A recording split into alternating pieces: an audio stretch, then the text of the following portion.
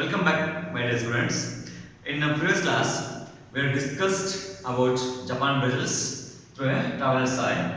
As we are finished page number 98. As we are going to discuss in next lines for Japanese. Okay, page number 99 in first lines. In this too, the deer was a true Japanese.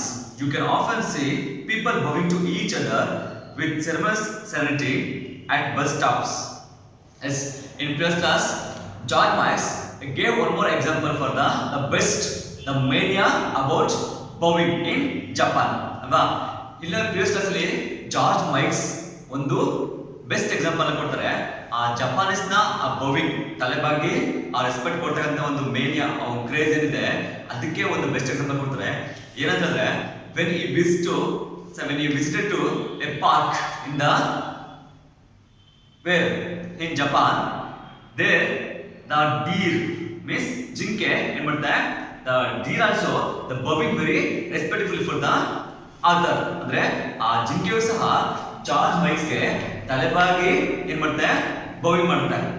Means they show the respect in the mania. Japanese ನ mania ಏನಿದೆ, craze ಇದೆ, ಅದ್ರ ಮುಖಾಂತರ ಒಂದು respect ಅನ್ನ ತೋರಿಸುತ್ತೆ. ಅದಕ್ಕೆ best example ಅನ್ನ ಇಲ್ಲಿ ಕೊಡ್ತಾ ಇದ್ದಾರೆ.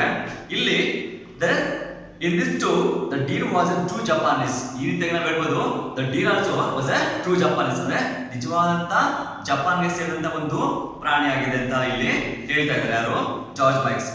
Yes, you can often see means ಏನಂದ್ರೆ ಸಾಮಾನ್ಯವಾಗಿ ನಾವು ನೋಡಬಹುದು ಏನಂತಂದ್ರೆ people bowing to each other with ceremonious serenity at bus stops.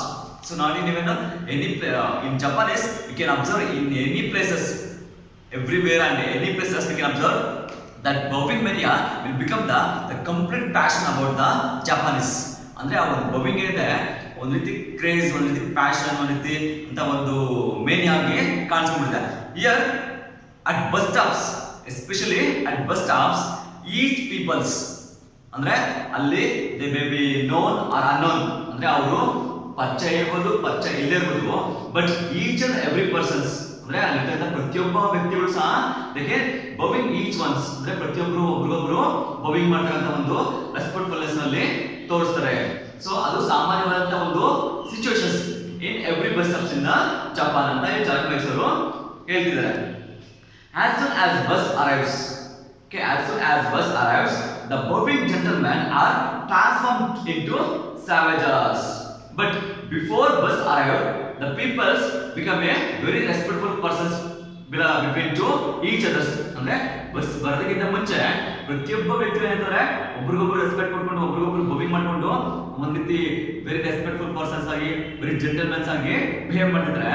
when the as soon as bus arrives means ಆ ಬಸ್ ಬಂದ ತಕ್ಷಣ ದ ಕಂಪ್ಲೀಟ್ ಜೆಂಟಲ್ಮನ್ ಇದ್ದಂತ ಕಂಪ್ಲೀಟ್ ಜೆಂಟಲ್ಮನ್ ಅಂತಕ್ಕಂಥ ಒಂದು ವರ್ಡ್ಗೆ ದೇ ಬಿಕೇಮ್ ಅಪೋಸ್.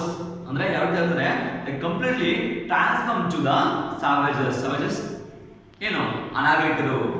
ಸೊ ಅವ್ರು ಏನಂತಾರೆ completely the gentleman become a savage person. ಅಂದ್ರೆ ನಾಗರಿಕ ಒಬ್ಬ ರೆಸ್ಪೆಕ್ಟ್ಫುಲ್ ಪರ್ಸನ್ ಅಂತ ಪ್ರತಿಯೊಬ್ಬ ಜಪಾನೀಸ್ ಹೇಳ್ತಾರೆ. ಆ ಬಸ್ ಬಂದ ತಕ್ಷಣ ಕಂಪ್ಲೀಟ್ ಆಗಿ ಚೇಂಜ್ ಆಗಿಬಿಡ್ತಾರೆ. ಅಂದ್ರೆ ಆ ಬಸ್ಗೆ ಏನಂದ್ರೆ main intention was have to catch the bus. ಅಂದ್ರೆ ಬಸ್ ಅನ್ನ ಕ್ಯಾಚ್ ಮಾಡ್ತಕ್ಕಂಥ ಅವರ ಒಂದು ಮೇನ್ ಇಂಟೆನ್ಷನ್ ಆಗಿದೆ. ಅದಕ್ಕೋಸ್ಕರ they completely become a savages. Okay, as well to savages, they push each other aside because when the bus arrives in the bus stop, the gentlemen became the savages and each one they push to each persons. ಅಂದ್ರೆ ಪ್ರತಿಯೊಬ್ಬರು ಒಬ್ರಿಗೊಬ್ರು ಏನು ಮಾಡ್ತಾರೆ, push ಮಾಡ್ಕೊಂಡು ಒಬ್ಬರೊಬ್ರು ಸೈಡ್ಗೆ ತಳ್ಳಿರ್ತಾರೆ. tread on each other's toes and show their elbows into each other's stomachs. Here when they push each ones ಅಂದ್ರೆ ಪ್ರತಿಯೊಬ್ಬರಿಗೂ ತಳ್ಳಿದ್ರೆ the other toes ಬೇರೆಯವರ ಬೆರಳುಗಳು ಏನಾಗ್ತದೆ ಅಂಡ್ ಶೋಸ್ ಏನಾಗ್ತದೆ ನುಗ್ಗುಲು ಅಂದ್ರೆ ಒಂದು ರೀತಿ ಶೋ ದೇರ್ ಎಲ್ಬೋಸ್. ಆ ಮೊಣಕ ಏನಾಗಿರುತ್ತೆ ಅಥವಾ ಎಲ್ಬೋ ಏನಿರುತ್ತೆ ಈಚ್ ಅದರ್ ಸ್ಟಮಕ್ಸ್ ಪ್ರತಿಯೊಬ್ಬರ ಒಂದು ಸ್ಟಮಕ್ಸ್ ಅನ್ನ ಏನ್ ಮಾಡ್ತಾ ಇದ್ರು ದೇ ಬಿನ್ ಪುಷಿಂಗ್ ಅಂದ್ರೆ ಪುಷ್ ಮಾಡ್ತಿರ್ತಾರೆ. ಅಂದ್ರೆ ಒಬ್ರಿಗೊಬ್ರು ಆ ಎಲ್ಬೋಸ್ ಅಲ್ಲೇ ಮತ್ತೆ ಆ ಬೆರಳುಗಳಲ್ಲಿ ಮಾಡ್ತಿರ್ತಾರೆ ಪುಷಿಂಗ್ ಈಚ್ ಒನ್ಸ್ ಪ್ರತಿಯೊಬ್ಬರು ಸಹ ಪುಷ್ ಮಾಡ್ಕೊಂಡು they bin catch the buses catch ಮಾಡೋದಕ್ಕೆ ಟ್ರೈ ಮಾಡಿರ್ತಾರೆ. So this the best example of the Japanese ನ ಒಂದು mania. Okay, Here, I give you one more Japanese mania, that is eating soup. Okay, that is a food craze. ಅಂದ್ರೆ ಇಲ್ಲಿ ಅಂತಂದ್ರೆ Japan's ಅಲ್ಲಿ most famous dish ಅಂತ ಇದ್ರೆ that is soup. So ಅವ್ರು ಮಾಡ್ತಿರಂತ one of the kind of dish ಯಾವುದು soup ಅಂತ ಹೇಳಿ. ಅಲ್ಲಿ ವೆನ್ ದರ್ ಈಟಿಂಗ್ ಸೂಪ್, ಅವರು ಜಪಾನೀಸ್ ಎಸ್ಪೆಷಲಿ ಸೂಪ್ ಅನ್ನ ಕುಡಿಬೇಕಾದ್ರೆ they completely became different to other peoples, means other country peoples. Here, eating soup has more dangers than almost anything else. Especially in Japan, when they are eating soup, they completely different when we compare to else. When we compare ಮಾಡಿದಾಗ ಇದು completely ನಮಗೆ ಏನಂತಂದ್ರೆ we look like very different. ಆ soup ಕುಡಿತಕ್ಕಂಥ ಒಂದು time ಏನಿದೆ ಅದು ತುಂಬಾ different ಆಗಿ ನಮಗೆ ಕಾಣಿಸ್ಕೊಡುತ್ತೆ. When eating soup, you must make a fearful noise. In Japan, when we visit to Japan, there when we are eating soup, we should make a fearful noise. ಅಂದ್ರೆ ನಾವು ಅಲ್ಲಿ Japan visit ಮಾಡಿದಾಗ ನಾವೇನ್ ಮಾಡ್ಬೇಕಂದ್ರೆ in case ನಾವು soup ಅನ್ನು ತಗೊಂಡಾಗ ಆ ಸೂಪ್ ಅನ್ನ ಕುಡಿಬೇಕಾದಾಗ ಅಥವಾ ಏನ್ ಮಾಡೋದು ತಗೊಳ್ಬೇಕಾದಾಗ ಅಲ್ಲಿ we should make a fearful noise, ಅಂದ್ರೆ ಜೋರಾದಂತ ಒಂದು ಶಬ್ದವನ್ನ ಮಾಡಬೇಕಾಗುತ್ತೆ. ಸೊ ನಾವು ತಿನ್ಬೇಕಾದ್ರೆ ನಾವು ಸೌಂಡ್ ಮಾಡ್ತೀವಲ್ವಾ, ಸೇಮ್ ಆಸ್ ಇಸ್ ಆ ಸೂಪ್ ಅನ್ನ ತಗೋಬೇಕಾದ್ರೆ ಕುಡಿಬೇಕಾದ್ರೆ should make a fearful noise, ಜೋರಾದಂತ ಒಂದು ಶಬ್ದವನ್ನ ಮಾಡ್ಕೊಬೇಕಾಗುತ್ತೆ. ಅಲ್ಲಿ ಆ ಒಂದು ಶಬ್ದ ಇದೆ ಗಾಟ್ ಎ ರೆಸ್ಪೆಕ್ಟ್. ಆ ಶಬ್ದವನ್ನ ಮಾಡ್ಕೊಂಡು ಕುಡಿದ್ರೆ ಮಾತ್ರ ಅಲ್ಲಿ ರೆಸ್ಪೆಕ್ಟ್ ಅಂತ ಹೇಳ್ತಿದ್ದಾರೆ. It is sin of appreciation. So that fearful noise become A very appreciation for in Japan. ಅಂದ್ರೆ ಅಲ್ಲಿ ಕೇಸ್ ಏನಾದ್ರು ಸೂಪ್ ಅನ್ನು ಕುಡಿಬೇಕಾದಾಗ ಆ ಒಂದು ಫಿಯರ್ಫುಲ್ ನಾಯ್ಸ್ ಅನ್ನು ಎಷ್ಟು ಚೆನ್ನಾಗಿ ಮಾಡ್ತೀವೋ ಅದೇ ಹೇಳ್ತಾರೆ ಇಲ್ಲಿ ಗಾಟ್ ದ ಅಪ್ರಿಸಿಯೇಷನ್, ಒಂದು ಇದ್ದಂತ ಒಂದು ಮೆಚ್ಚುಗೆಯನ್ನ ಪಡ್ಕೊಳ್ಳುತ್ತೆ. If you don't your hostess will think. In case you don't ಅಂದ್ರೆ ನೀವು ಇನ್ ಕೇಸ್ ಆ ಫಿಯರ್ಫುಲ್ ನಾಯ್ಸ್ ಅನ್ನ ಮಾಡಿಲ್ಲ ಅಂದ್ರೆ your hostess means that's hospitality, ಅಂದ್ರೆ ಒಂದು ಒಂದು ಆತಿಥ್ಯ. ಸೊ ಅಲ್ಲಿ ಹೋದಾಗ ನಾವು ಹಾಸ್ಪಿಟಾಲಿಟಿ ಏನ್ ಮಾಡ್ತಾರೋ, ಸೊ ಹಾಸ್ಪಿಟಾಲಿಟಿ ಏನಾಗ್ತದೆ ವಿಲ್ ಬಿ ಥಿಂಕ್, ಅಂದ್ರೆ ಅದ್ರ ಬಗ್ಗೆ ಥಿಂಕ್ ಮಾಡ್ಬೇಕಾಗ್ತದೆ. ಮೇ ಬಿ ಅವರು ರೆಸ್ಪೆಕ್ಟ್ ಅನ್ನ ಕೊಡಲ್ಲ ಅನ್ಸುತ್ತೆ. Okay, what on ill mannered loud. But in case when we don't make fearful noise we have become A ಇಲ್ ಮ್ಯಾನರ್ಡ್. ಅಂದ್ರೆ ಇನ್ ಕೇಸ್ ಏನಾದ್ರು ಅವ್ರು ಸೂಪ್ ಅನ್ನು ಕುಡಿಬೇಕಾದಾಗ ಆ ಒಂದು ಸೌಂಡ್ ಅಂಡ್ ಫಿಯರ್ಫುಲ್ ನಾಯ್ಸ್ ಅನ್ನು ಮಾಡಿಲ್ಲ ಅಂತಂದ್ರೆ ವಿ ಬಿಕಮ್ ಎ ಇಲ್ ಮ್ಯಾನರ್ಡ್, ಅಂದ್ರೆ not well mannered. It's A ಇಲ್ ಮ್ಯಾನರ್ಡ್, ಅಂದ್ರೆ ಸರಿಯಾದಂತ ಒಂದು ವ್ಯಕ್ತಿ ಅಲ್ಲ ಇವನು, ಅಂದ್ರೆ ಸರಿಯಾದ ಒಂದು ಪರ್ಸನ್ ಅಲ್ಲ ಅಂತ ಹೇಳ್ಬಿಟ್ಟು, ಅಂದ್ರೆ ಲೈಕ್ ಹೊರಟ ಅಂತ ಹೇಳ್ಬಿಟ್ಟು ಕನ್ಸಿಡರ್ ಮಾಡ್ತಾರೆ. But if you do she will think. In case if you do means if you do fearful noise you will become a perfectful person in Japan.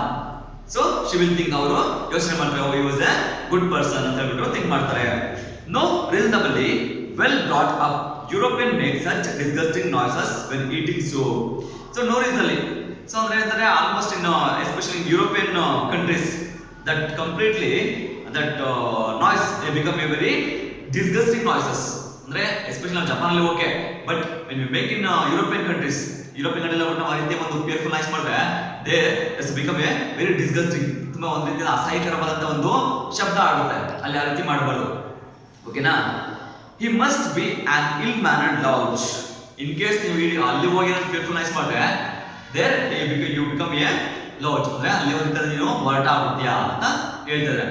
So here in Japan the one side the bowing became the most craze, the other side the eating soup also they became another kind of craze. Okay, so this is about the Japan. Okay, yes, in this lesson we discuss about Japan. In next we should know about the Brazil. Here George Marx, when he visited to Brazil, he completely gave his experience in his book. Okay, in his book or his essay. Especially George Marx here explained about the traffic in Brazil. So here traffic became one of the most complicated problem in Brazil and one of the most famous in Brazil.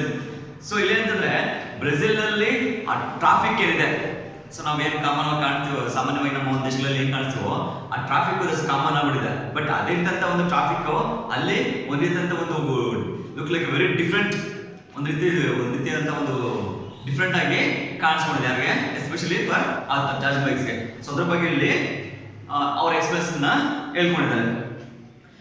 In first lines, nobody hurries in Brazil.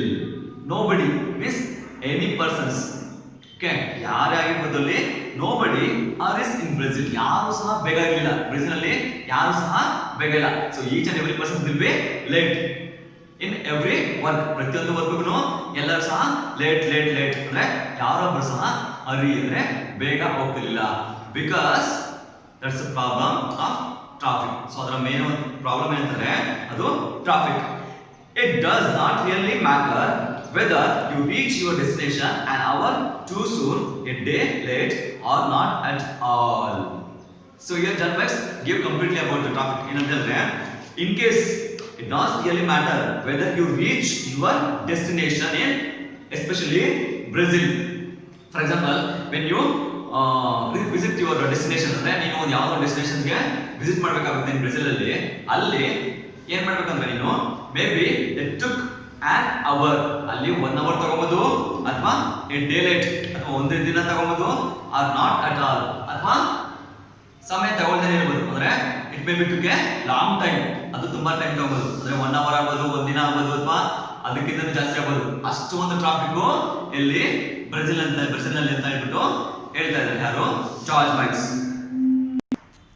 The great pavements in the streets of Copacabana are often decorated with beautiful black mosaics, a unique type of decorations.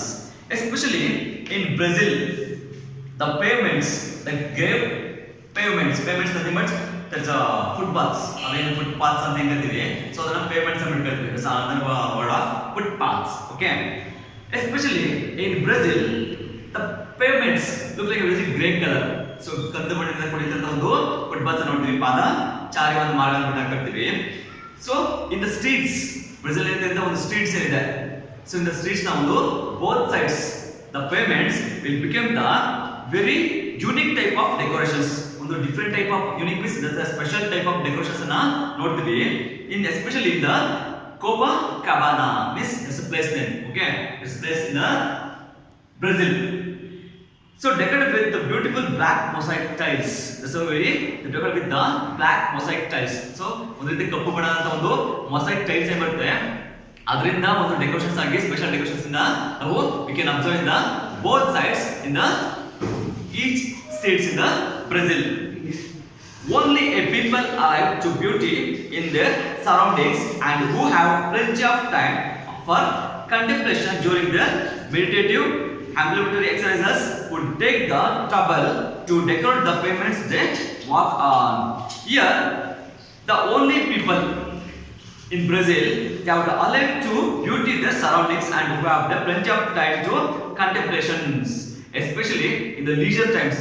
In Brazil ಅಲ್ಲಿ the leisure times ಅಲ್ಲಿ especially the peoples they have to spending the almost time in the when we visit to kind of places. So visit ಮಾಡಿದಾಗ so they have to very curious to that places. ಆ places ಬೇರೆ ಬಗ್ಗೆ very ಕುತೂಹಲವನ್ನ ಇಟ್ಕೊಂಡಿರ್ತಾರೆ. and also during the meditative ambulatory means they have been walking exercises. ಅಂದ್ರೆ ಬೆಳೆ ಹೊತ್ತು ಯಾವಾಗ exercise ಮಾಡ್ತೀವಲ್ಲ, ವಾಕಿಂಗ್ ಮಾಡ್ಬೇಕಾದಾಗ, ಸೊ ಆಂಬಿಟರಿ ಎಕ್ಸರ್ಸೈಸ್ ಆಗಿರ್ಬೋದು would take the trouble to decorate the pavements they walk on. ಅಂದ್ರೆ ಆ ಪೇಮೆಂಟ್ಸ್ ಏನಿದೆ ಅದು ಅವ್ರಿಗೆ ಟ್ರಬಲ್ ಮಾಡಬಾರ್ದು ಅಂತ ಹೇಳ್ಬಿಟ್ಟು ಏನ್ ಮಾಡ್ತಾ ಇದಾರೆ, ಸೊ ಅವ್ರಿಗೆ ಒಂದು ರೀತಿಯ ಡೆಕೋರೇಷನ್ಸ್ ಅನ್ನ ಮಾಡ್ತಾ ಇದಾರೆ. Okay, so we will discuss in the next class. Thank you.